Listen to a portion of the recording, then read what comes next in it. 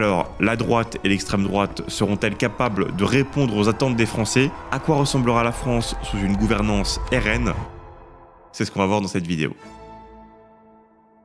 Tout d'abord, d'un point de vue politique, ce mandat devrait se dérouler dans un contexte plus simple comparativement à la situation de blocage actuelle. Dès son élection, Jordan pourra dissoudre l'Assemblée nationale et acquérir une majorité relativement facilement grâce à son alliance avec la droite et à l'effondrement du bloc macroniste. Grâce à cette majorité, il sera en capacité, comme ce fut le cas souvent dans la Ve République, de voter des lois facilement et d'imposer son programme. Cependant, ce programme sera tout de même différent de celui que vous connaissez, notamment poussera une ligne plus favorable aux entreprises en repoussant certaines mesures de centre-gauche que pouvait avoir Marine Le Pen. Et pour régler ce problème, le plan du RN est dans un premier temps la construction de 30 000 places de prison supplémentaires pour atteindre un objectif de 85 000 au total à la fin du quinquennat, ce qui représente un investissement de 8 milliards d'euros annuels, mais qui est jugé indispensable pour rendre crédibles les peines prononcées. Ensuite, il y aura 2 milliards de plus par an pour accélérer et rendre plus efficace la justice, avec plus de magistrats, plus de greffiers et des procédures simplifiées pour rendre les sanctions plus rapides. Cet axe sécuritaire sera complété par une augmentation des budgets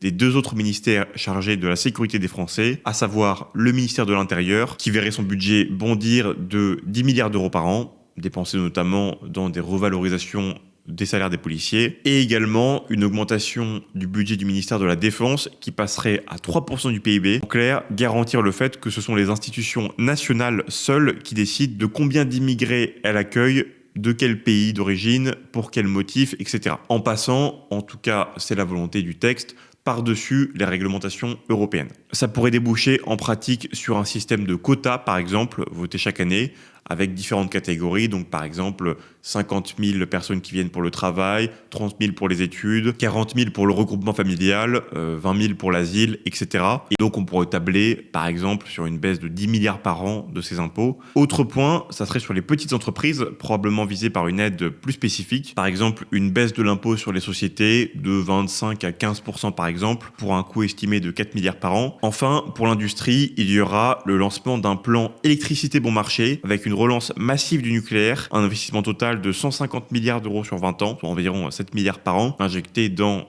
des EPR principalement, et avec, en tout cas c'est souhaité, des renégociations européennes pour modifier les conditions du marché commun de l'électricité que beaucoup jugent comme étant défavorables à la France. Tout ça dans le but, vous l'avez compris, d'avoir un prix de l'électricité très bas par rapport à nos voisins, une donnée capitale pour les boîtes industrielles qui sont fortement consommatrices en électricité.